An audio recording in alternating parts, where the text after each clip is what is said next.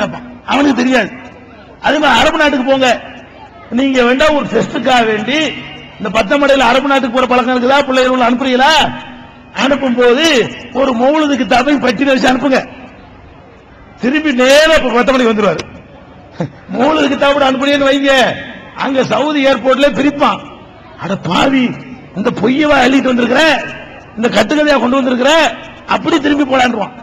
மௌலுதுக்கு தபை எடுத்துக்கிட்டு ரசூலுல்லாஹ் பிறந்த பூமி இருக்குத, அங்க போனீங்கன்னா அவனுக்கு அரபி மொழி தெரிகிற காரணத்தினால, அதுல எழுதிருக்கிற கிறுக்குத்தனம்லாம் புரிகிற காரணத்தினால மௌலுது கிதாபோட உங்க பிள்ளை எங்க தடி போட்டுவான். அவ விளங்குதா? மௌலுதுங்கிறது நம்ம தமிழ்நாட்டில் உள்ளவனை மட்டும் ஏமாத்துறதுக்கு தமிழ்நாட்டு ஆலிமுசாக்கள் கண்டுபிடிச்சதே தவிர அதுக்கும் மார்க்கத்துக்கும் எந்த சம்பந்தமும் இல்ல. இது காசுக்கு கண்டுபிடிச்சது. அதனாலதான் புது புது மெட்டெல்லாம் எடுப்பான். இன்னைக்கு உள்ள ரேட்டு 1000 ரூபாய் யாருக்கு கொடுப்பீங்க? இப்ப லேட்டஸ்ட் இருக்கிற மும்பை எக்ஸ்பிரஸ், சச்சின் விளம்பரம் பண்றாங்களே, சந்திரமுகி மெட்டில் அடிச்சாண்டு வைங்க, அவளுக்கு 1000 ரூபாய். அந்த காலத்துல தாளையாம்பூ முடிஞ்ச காலமா இருந்தா அதெல்லாம் 50 ரூபாய் 100 ரூபாய். என்னங்கிற வியாபாரமா? இது என்ன இபாதத்தா? இது தீனா? இது இப்படித்தான் மார்க்கம் இருக்குமா? செஞ்சு பார்க்கணும். அப்ப இதெல்லாம் தப்புங்கிறோம். ஏன்பா குர்ஆனை ஓத சொல்லுங்கப்பா, ரசூலுல்லாஹ் புகழ்றோம்னு சொல்லி நீங்களா எதுக்கு புது வணக்கத்தை உண்டாக்குறீங்க? ரசூலுல்லாஹ் புகழக்கூடாதுன்னு நாங்க சொல்றோம். இப்ப நாங்க பேசுறோம் ரசூலுல்லாஹ்வுடைய புகழ்ச்சி இல்லையா? இதெல்லாம் ரசூலுல்லாஹ் பின்பற்றுங்க, அவங்க சொல்ல கேளுங்க, அவங்க சொல்ல எதுவும் செய்யாதீங்க, இதெல்லாம் கூட ரசூலுல்லாஹ்வுடைய புகழ் தான். ஆனால் ரசூலுல்லாஹ்வை புகழக்கூடாது நாங்க சொல்லவில்லை. இது புகழா வியாபாரமா? நீ செய்யற மௌலுது புகழா வியாபாரமா? வியாபாரம். காசு இல்லாட்டி ஓதுவியா? ஏங்க இப்ப நம்ம நடைமுறையில் எடுத்துக்கொண்டீர்களே, ஆனால் நடமௌலுது இருக்கா? நடமௌலுது, இடமௌலுது, விடிமௌலுது கேள்விப்பட்டிருக்கீங்களா? நடமௌலுதுனா என்ன? 25 ரூபாய் கொடுத்தா நடமௌலுது, 50 ரூபாய் 100 ரூபாய் கொடுத்தா அது ஒரு இடமௌலுது. ஒரு 500 ரூபாய் அடிச்சு வைங்க ஒரு அஜரத்துக்கு, அது விடிமௌலுது. விடிமௌலுதுனா என்ன? இஷாவுக்கு பிறகு ஆரம்பிக்கிறது, விடிகிற வரைக்கும் போகும். இஷாவுக்கு பிறகு ஆரம்பிக்கிற மௌலுது விடிகிற வரைக்கும் போகும். எப்ப? 500 ரூபாய்க்கு 25 ரூபாய் கொடுத்தீங்கன்னு வைங்க, நபி ஸல்லல்லாஹு அலைஹி வஸல்லம், ரசூல் ஸல்லல்லாஹு அலைஹி வஸல்லம், ஹபீப் ஸல்லல்லாஹு அலைஹி வஸல்லம் ஓடி போயிடுவார். மகரிபுக்கு இஷாவுக்கு இடையில 25 வீடு போயிட்டு வந்துருவார். இது என்னங்கிற? இது கச்சேரியா அல்லது தீனா? இபாதத்தா? இது பிசினஸா வணக்கமா? யோசிச்சு பார்க்க வேணாமா? இது ஏன் அப்படி மக்களை கெடுக்கிறீங்க? குர்ஆனை சொல்லிக் கொடுக்கலாம்ல, நாலு நல்லது கெட்டது சொல்லிக் கொடுக்கலாம்ல, மார்க்கத்தில் இல்லாத இருக்கு சொல்லி ஏமாத்துறீங்க அப்படின்னு ஆலிம்கள் நாங்க கேட்கிறோம். அல்லது மார்க்கத்தில் உள்ளதுங்கிறீங்களா? வாங்க மேடைக்கு வாங்க, எங்க முன்னாடி நிரூபிங்க, நாங்களும் போய் மௌலித் ஓதி திரிகிறோம், தயாருங்கிறோம். வரணுமா இல்லையா? அதுக்கு வர்றது இல்லை. அப்ப எதிர்ப்பதற்கு எதிர்ப்புகள் ஏன்னு கேட்கிறீங்களா? காரணம் விளங்குதா? எதிர்ப்புகள் ஏன் என்று கேட்டால், நாங்கள் எதிர்ப்பதால் சிலருடைய வருவாய்க்கு இழப்பு ஏற்படுகிறது. அதே மாதிரி நீங்க ஊர்ல இருக்கிறீங்க, ரொம்ப கஷ்டமா இருக்குங்கிறீங்க, வறுமையா இருக்குங்கிறீங்க, அஜர்த்து வருவாரு. வறுமையா இருக்கா? பூரியா பாத்தியா ஓதுங்க. வறுமையா இருக்குதா? சலாத்து நிறையா ஓதுங்க. வறுமையா இருந்தா என்ன ஓதணுமா? பூரியா பாத்தியா ஓதணுமா? ஊர்ல பூரியா பாத்தியா உண்டா? பத்தமடையில இருக்கா பூரியா பாத்தியா? எதை இல்லாட்டி சொல்லி கொடுத்தாலும் செய்ய போறீங்க, வேணாம். சலாத்து நிறையா ஓதுறது உண்டா? அதுவும் இல்லைன்னு நினைக்கிறேன். இந்த மாதிரி பணக்காரனா ஓடுறதுக்காக என்ன பண்றாங்க? அதுக்கு சில பாத்தியா, ஒவ்வொன்றுக்கும் ஒரு பாத்தியா உண்டாக்கி நீங்க பார்க்கலாம். இந்த அசர்த்துமார்கள் எவ்வளவுக்கு இழிவாக கேவலமாக நடந்து மார்க்கத்துக்கு ஒரு இழிவை ஏற்படுத்துகிறார் என்று சொன்னால், ஒரு கல்யாணம் வீட்டுக்கு போறதுங்க, இந்த மாதிரி பந்த கால் ஊண்டுவான், அல் பாத்தியா பாரு. இந்த பந்தலுக்கு கால் ஊண்டுனா அதுக்கு என்ன அல் பாத்தியா? அதுக்கு ஒரு அல் பாத்தியா பாரு. 3 கல்லை வச்சு சட்டியத்துக்கு அடுப்புல வைப்பான், பாத்தியா பாரு அங்க நின்று. அதுக்கு மட்டும் அல் பாத்தியா சொல்ல மாட்டான். அப்படியே மாப்பிள்ளைக்கு ஒரு தொப்பி தலையில் மாட்டுவாங்க, அல் பாத்தியா. மாப்பிள்ளை கழுத்துல ஒரு மாலை தூக்கி போடுவாங்க, பாத்தியா பாரு. மாப்பிள்ளை வாசல்ல வந்து நிப்ப அடிக்கிறாள், பாத்தியா பாரு. படி விட்டு இறங்கணும்னு அல் பாத்தியா பாரு. அவனை ஊருடா சுத்திட்டு போகும்போது 7 தர்கா வந்துச்சுன்னு வைங்க, 7க்கு 7 அல் பாத்தியா சொல்லுவாரு. 2 பள்ளியாசம் வந்துச்சுன்னு வைங்க, அங்க ஒரு 2 அல் பாத்தியா விட்டுருவாரு.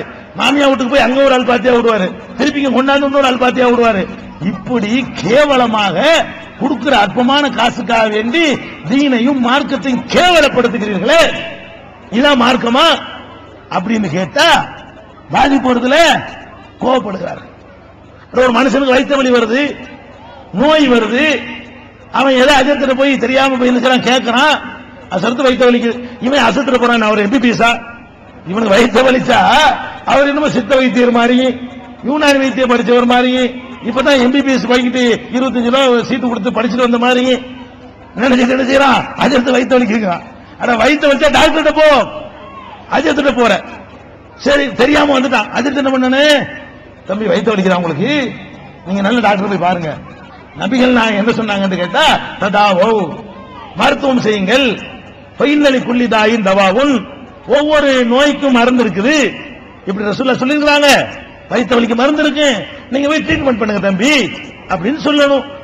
அல்லது அதிகபட்சமா சொல்லிக் கொடுக்க நினைச்சா அல்லாஹ்ட்ட துஆ செய்யுங்க, நானும் உங்களுக்கு துஆ செய்கிறேன். என்ன செய்யலாம், அல்ஹிபில் பாஸ ரப்பன்னாஸ் அல்லாஹும்ம ஷ்ஃபி அன்த ஷாஃபி லா ஷிஃபா இல்லா ஷிஃபாவுக, அல்லாஹ் உங்களுடைய நோயை குணமாக்கட்டும், முழுசா குணமாக்கட்டும், அவனை தவிர யார் குணமாக்குவா அப்படின்னு ஒரு துஆ செஞ்சு அனுப்பலாம். அவ்வளவு பெருசா சொல்ல தெரியலன்னா லா பாஸ தஹூர், இதெல்லாம் ரசூலுல்லாஹ் சொன்னது. லா பாஸ பரவாயில்ல, குணமடைஞ்சிரு, கவலைப்படாதீங்க அப்படின்னு சொல்லி அனுப்பலாம். இவர் என்ன பண்றாரு, வயிற்று வலின்னு போனா இலையில மைய தடவிக்கிட்டு இப்படி பாக்குறாரு, மை தடவை பாக்குறாங்க, மை போட்டு பாக்குறாங்க. உனக்கு 7 பேர் சூனியம் வச்சிருக்காங்க, 8 சைத்தான் முடிச்சிருக்குது, வேப்ப மரத்தில் ஒண்ணு இருக்குது, புளிய மரத்தில் ஒண்ணு இருக்குன்னு சொல்லி நம்மளை ஒரு மாதிரி ஆக்கி அவனுக்கு இருந்த வயிற்று வலி 7 மடங்கு பெருசாக்கிடுவாரு. ஆக்கி விட்டு இடுப்புல ஒண்ணு, கழுத்துல ஒண்ணு, தோல்ல ஒண்ணு கட்டி தொங்க விட்டுருவாரு. ஓடு 250 ரூபாய் கொடுத்துட்டு போ, தட்டுல எழுதித்தரம் கரைச்சு குடி. இதெல்லாம் என்ன நினைச்சுக்கிட்டு இருக்கீங்க நீங்க எல்லாம்? அப்ப இந்த மக்களுடைய அறியாமை பயன்படுத்தி நீங்கள் சம்பாதிக்க பாக்குறீங்களே தவிர மக்களுக்கு நல்லது சொல்லி கொடுத்து எப்படி சொர்க்கத்துக்கு போகலாம், என்ன காரியம் செஞ்சா அல்லாஹ்வுக்கு பிடிக்கும், எந்த காரியம் செஞ்சா மறுமையில தப்பிக்கலாம், அது சொல்லி கொடுப்பீங்களா? 11 ரூபாய் காசுக்காக வேண்டி இல்லாத சொல்லி கொடுப்பீங்களா நீங்க அப்படின்னு கேட்டா அவங்க கோவப்படுறாங்க. சரிதானே, இவங்க கேட்கறது நியாயமா தானே இருக்குது அப்படின்னு உணரணுமா இல்லையா? இதெல்லாம் நாங்க செஞ்சாலுக்கு. அதே மாதிரி இறந்தவர்கள் அனுபவத்தில் உள்ளது உங்களுக்கு சொல்கிறேன். இந்த உலமாக்கள்லாம் ஏன் நாங்கள் இப்படி இருக்கிறோம் தெரியுமா? நாங்கள் அப்படித்தான் வளர்க்கப்பட்டோம். குர்ஆன் ஓத கூப்பிடுவார்கள், நாங்களும் மாணவர்களா இருந்தவர்கள் தான், நாங்களும் இவர்கள் படித்த மதரசாக்களில் படித்தவர்கள் தான். மூத்தான வீட்டுல குர்ஆன் ஓத கூப்பிடுவாங்க. அப்ப குர்ஆன் என்ன செய்வாங்கன்னா ஒத்த ஜுஸ்வா பயந்து பண்ணி வச்சிருப்பாங்க. 30 ஜுஸ் இருக்குல்லங்க, அது 30 துண்டா பிரிச்சு ஒவ்வொரு ஜுஸ்வா பெயிண்டிங் பண்ணி அட்டை போட்டு போட்டு வச்சிருப்பாங்க. தஞ்சாவூர் ஜில்லாவுல நாங்க குர்ஆன் ஓத போவோமா, ஆளுக்கு ஒரு அட்டையை கொடுத்துருவாங்க, ஒரு ஜுஸ் ஓதணும், ஒவ்வொரு கையில ஒரு அட்டையை கொடுத்துருவாங்க. எனக்கு அலிஃப்லாம் கிடைக்கும், உங்களுக்கு சேக்கூல் கிடைக்கும், ஒரு ஆளுக்கு தில்க ரசூல் கிடைக்கும், ஒரு ஆளுக்கு லந்த நாள் கிடைக்கும், ஒரு ஆளுக்கு இப்படி 5 கிடைச்சிட்டே இருக்கும். வணங்குதா? அப்ப என்ன செய்வாங்கன்னு கேட்டா, ஓதும் போது நாங்க என்ன செய்வோம் தெரியுமா, இப்படி வச்சுக்கிருவோம். அலிஃப்லாம் அலிக்கல கிதாப் என்னடா எவ்வளோட தருவாங்க, இப்படிதான் எப்படி ஓதுவோம். அலிஃப்லாம் அலிக்கல் கிதாபுமோ அஜர்த்து பார்க்காத நர்மா என்ன செய்வோம், எவ்வளவு வாங்கின்னு தெரியலையே, 5 ரூபாய் 10 ரூபாயா, அரபி உடலில் முத்தகீன், பெரிய பணக்காரனா இருக்கான் 10 ரூபாய் தருவான், அல்லது யூமினூன. இப்படித்தான் எங்களுக்கு ட்ரைனிங். இதுல என்ன உனக்கு இரையச்சம் இருக்கும்? வயசு தெரியாத சின்ன வயசுகள்ல நாங்களே அதை பண்ணணும். எதுக்கு இதெல்லாம் சொல்றேன்னு கேட்டா, இதெல்லாம் ஒரு வியாபாரம், பிசினஸ் பண்ணார்கள், அதை சொல்லி தந்தார்கள்.